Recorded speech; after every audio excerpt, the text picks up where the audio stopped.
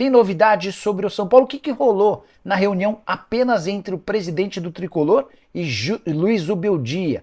As últimas do mercado, bastidores, finanças e muito mais. Fala aí pessoal, sou Jorge Nicola, bem-vindos a mais um vídeo do canal, sempre bom ter vocês por aqui. Antes de mais nada, deixa eu só pedir para você deixar like, se inscrever no canal e ativar todas as notificações, para falar também sobre o Vitória, que pretende comprar em definitivo os direitos econômicos do volante Luan, que pertence ao São Paulo. Atleta que não foi aproveitado no Morumbis, mas tem dado conta do recado com a camisa do Leão. Bora falar agora sobre o São Paulo, para contar o que rolou na reunião de praticamente uma hora entre Júlio Casares e Luiz Zubeldia. Casares, que costuma dar expediente no Morumbis, esteve hoje no centro de treinamento da Barra Funda, onde os atletas profissionais ficam todo o tempo. E ele participou de uma série de reuniões, a mais importante delas com o técnico Luiz Zubeldia, só o Casares e o Zubeldia. Em nenhum momento discutiu-se demissão ou algo do gênero, pelo contrário. O presidente do São Paulo deixou bem claro que conta com o Zubeldia, mas colocou algumas coisas importantes, entre elas a necessidade de os times estar na Libertadores da próxima temporada. O Zubeldia foi apresentar uma série de números, entre eles o prejuízo de 185 milhões de reais no primeiro semestre.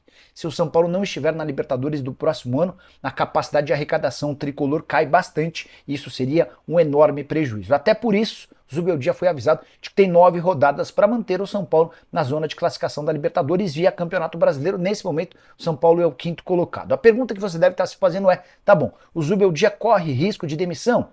Na teoria não, na prática sim. Se o São Paulo perder contato com essa zona de classificação para a Libertadores, ele pode cair ainda nessa temporada. Caso contrário, mantenha o São Paulo entre os classificados para a Libertadores, vai haver uma avaliação interna entre membros da diretoria e do departamento de futebol no fim do ano para avaliar prós e contras e definir se o Zubeldia fica ou não. O contrato dele só se encerra em dezembro de 2025.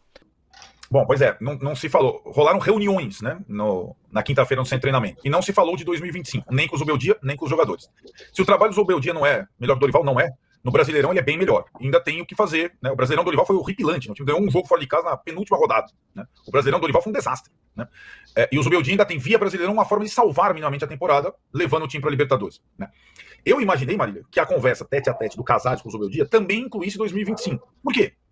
Porque o Casares decidiu mudar 2025 do São Paulo. O São Paulo será o único clube grande do país que apertará os cintos para 2025. O único. Todo mundo vai continuar investindo pesadamente. O São Paulo vai recuar. Isso foi definido na aprovação do Fundo de Recuperação Financeira, no projeto de revitalização da categoria de base, e lá o terceiro pilar é o projeto Morumbi 2030. O São Paulo terá, em janeiro de 2025, a janela, falando em janela, a menor janela do futebol brasileiro, a menor janela dessa diretoria desde que ela entrou. Isso para o Zubeldia é novidade. Quando ele foi contratado, não tinha nada disso para 2025. Só para deixar claro. O São Paulo, quando o Zubeldia assumiu, era o time que tinha contratado menos de 6 meses antes o Rames Rodrigues e o Lucas na janela, certo? Agora o São Paulo não vai contratar. Na segunda janela, ele já teve uma pista, né? Foi o 13º time em investimento na segunda janela do Brasil. Essa super janela que eu falei. E só foi 13º porque trouxe 2 jogadores no último dia. Né, o Jamal Lewis e o Santiago Longo. Senão seria 16º, talvez, em investimento. Então já tinha uma pista. Mas não teve isso na conversa. A conversa teve 2 pontos principais. O pacto por esses 9 jogos e reforçar o quão importante é para o São Paulo estar na Libertadores do ano que vem, ainda que seja na pré, e aí todo esse calendário que você falou, a pré começa na primeira semana de fevereiro. Aí já tá, a Comebol já colocou, né? O São Paulo queria fazer pré-temporada nos Estados Unidos. Na verdade, tem jogo de pré-Libertadores, os times estão antes da fase que os brasileiros vão, na última semana de janeiro. Isso. Para os brasileiros, né, o 5º e o 6º, posição que o São Paulo disputa hoje, é a primeira semana de fevereiro. Bom, enfim, parênteses feito. A conversa foi em cima da necessidade, da importância da classificação para a Libertadores. E segundo ponto, nós não estamos fritando você, não. Nós confiamos em você para esse período, mas não se falou de 2025. Enquanto o Casares falava com o Zubeldia... Mas ele tem contrato, certo? Tem contrato até o final de 2025. Então, não tem que renovar, então, exato. Mas por isso que eu imaginei que ele tem contrato até 2025, mas quando ele assinou, não tinha. Nós apertaremos completamente o cinto 2025 para nós, vai ser na conta do padeiro. Não tinha isso na conversa da contratação. Só isso que eu tô falando. Talvez... Ainda acho que isso pode fazer ele querer sair?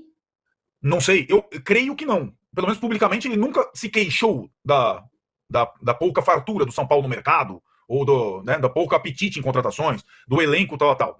Publicamente nunca se queixou.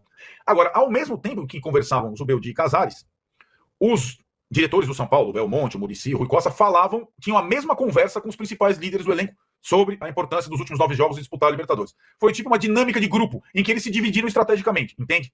O presidente fala com o treinador, dá apoio, e a direção fala com os principais jogadores.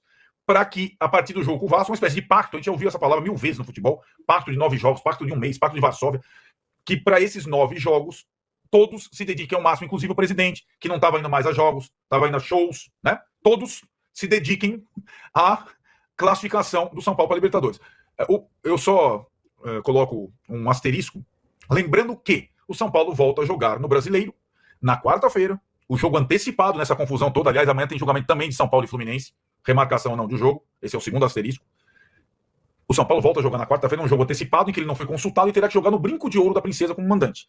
Então o auxílio da diretoria no pacto pela vaga é jogar apenas 3 das 9 partidas no estádio Cícero Pompeu de Toledo, onde os shows do Bruno Mars estão rolando em série. E vai acontecer isso muito mais vezes, porque eu tenho o calendário dos shows do Morumbi para 2025. Você tem aí da CBF, eu tenho do Morumbi. E o São Paulo está palmeirando. Esse é o projeto do Casares. Depois a gente discute em outra sessão aqui. A base de toda a reestruturação do mandato do Casares é o projeto Palmeiras. O fundo, a base, o acordo com a produtora de shows e a reforma do Morumbi com o mesmo parceiro que o Palmeiras tem. Repare como ele está seguindo muito o que o Palmeiras fez nos últimos anos, né? E com agora um sucesso comprovado. Você acha? Vocês querem falar do São Paulo? Vou trocar de assunto aqui. Mili? Arnaldo, por mim, já falou tudo. Eu também, eu acho que o Arnaldo falou tudo, eu só queria dizer isso, assim, gente, assim, os estádios não são mais estádios, né? E eles não pertencem mais aos clubes. E não é mais para futebol. É uma mudança muito radical essa. A gente, e tem um custo esportivo muito alto. A gente está começando a pensar, começando não, né? A gente já está pensando no futebol faz tempo, só como se fosse uma planilha de custo-benefício. O dia que o futebol for só isso, o futebol acabou. Pois é, para o Arnaldo ficar feliz, a Argentina fez 1-0 na Venezuela. A Venezuela podia esticar um pouquinho do Brasil. Neste momento, com os resultados parciais da rodada, o Brasil caiu para a 7ª colocação, está na 7ª colocação das eliminatórias com 10 pontos. Porque a Venezuela está perdendo a Argentina e continua com 11, porém a Bolívia está ganhando e passou, o Brasil está com 12. O Equador está empatando só, então com o Paraguai. Então, por enquanto, o Brasil só precisa ganhar para voltar à 5ª posição das eliminatórias, depois de uma vitória sobre o Chile. É o nosso. Ramos Rodrigues jogando os 90 minutos no céu, na altitude máxima. Supera, Naldo, supera. Isso só supera. Gente, eu vou trocar de assunto rapidinho aqui, nós vamos de Corinthians, por quê? O dia foi quente, fora, dentro, no CT, etc e tal. Vou pedir uma foto do goleiro Hugo pra mim, porque assim que o Corinthians publicou nas suas redes sociais que tinha feito opção de compra dos 50% dos direitos esportivos do Hugo, o Hugo postou essa foto nas redes sociais. Põe pra mim, por favor. Vou tentar explicar a operação aqui. Tem uma foto dele do Instagram, gente. Eu passei mais cedo para a produção. Bom, o Hugo postou nas suas próprias redes sociais uma foto dele, feliz, e colocou 2 corações lá, escrito: estou feliz na minha casa, durante o treino. Logo depois, o Corinthians dizer que tinha formalizado a opção de compra desses 50% negociados no contrato assinado em julho, que era um ano de empréstimo com opção de compra. Segundo o Corinthians, na própria nota, que eu também passei, gente, se a gente tiver a nota para colocar do Corinthians, também agradeço, senão eu falo aqui.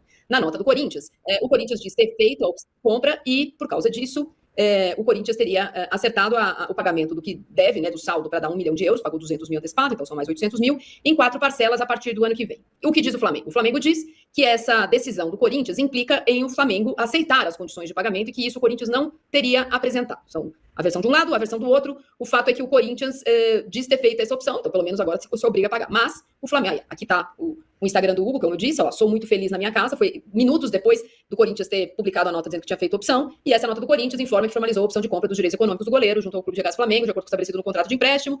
Em julho, o pagamento será efetuado em 4 parcelas semestrais a partir de janeiro de 2025. Não encerra a questão, primeiro, diz que vai pagar, mas o Flamengo quer as condições de pagamento, aceitar essas condições que o Corinthians vai apresentar, e além disso não resolve a questão do jogo de volta da semifinal da Copa do Brasil, enquanto o Corinthians acha que, ao anunciar que vai comprar, eventualmente, não teria que pagar os 500 mil de multa, porque agora já é uma opção de compra, não é mais um empréstimo, o Flamengo discorda disso, Renato.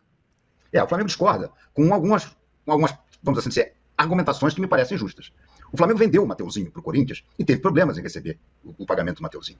O Corinthians dizer que vai comprar não significa que ele vai pagar no período, porque o Corinthians é sabidamente um mau pagador. Então o que o Flamengo quer? O Flamengo topa, aceita, olha, vou comprar, ok, mas quais são as garantias bancárias que você me dá? Se você não pagar, quem é que vai pagar por você? É isso que o Flamengo está exigindo. E me parece absolutamente plausível diante do histórico de mau pagador do Corinthians. É isso que está pegando. O Flamengo topa receber as 4 parcelas no ano que vem. O Flamengo topa tudo, mas ele quer garantias bancárias. Ou seja, chegar na data, 31 de janeiro, e o Corinthians não pingou, ele vai no banco, que vai ser o avalista, e recebe o dinheiro do banco. E o Corinthians está resistindo, até onde eu sei, por fontes do Flamengo, o Corinthians está resistindo a dar essas garantias. Talvez até porque tem uma certa dificuldade de conseguir dar as garantias bancárias nesse momento que ele está devendo a todo mundo. Então, o problema é esse. E aí, dizer que vai exercer a opção de compra, para mim, não é o suficiente para deixar de pagar os 500 mil no jogo de volta da Copa do Brasil.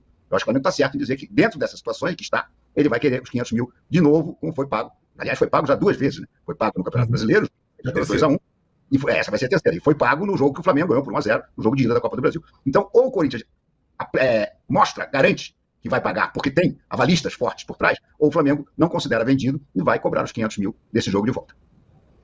Muito bem, jogo de volta que está marcado para o dia 20, como eu falei aqui na abertura do programa. Amanhã tem no STJD o julgamento dos pedidos de Corinthians e Vasco para cancelar a inversão das rodadas de Brasileiro com o Copa do Brasil. Acho bastante improvável que aconteça, mas vai ser interessante ver o posicionamento do STJD nessa. Tem o julgamento do jogo de cancelar o jogo, né, do São Paulo com o Fluminense, jogo em que o juiz acha que colocar a mão na bola vale. Então, talvez, vamos ver o que o STJD acha disso também. Ou se, por uma decisão do STJD que a gente já discutiu aqui, a gente tem uma nova regra a partir do ano que vem, que a CBF tenha o mínimo de transparência com essa jossa do VAR, que ela não poste o VAR errando 5 meses depois do jogo acabar, inviabilizando a gente criticar o trabalho ridículo que ela presta e cobra dos clubes por essa porcaria deste VAR, né? Então, já que vai cobrar por essa porcaria, ou invalida o negócio que consegue a regra, ou publica a súmula junto com o VAR. Então, é como disse o André. Estrategicamente ocultando a prova do crime, né?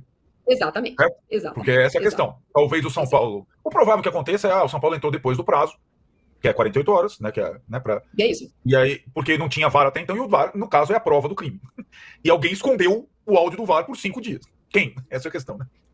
Rapaziadinha boa, ficamos aí com o nosso giro de notícias do maior clube brasileiro do São Paulo. E se você gostou desse tipo de conteúdo, já chega deixando seu like, se inscrevendo no canal, ativando também o sininho de notificação para você ficar pendente de tudo, não perder nada. Um grande abraço no seu coração, até o próximo vídeo. Vamos pra cima, vamos, meu amor.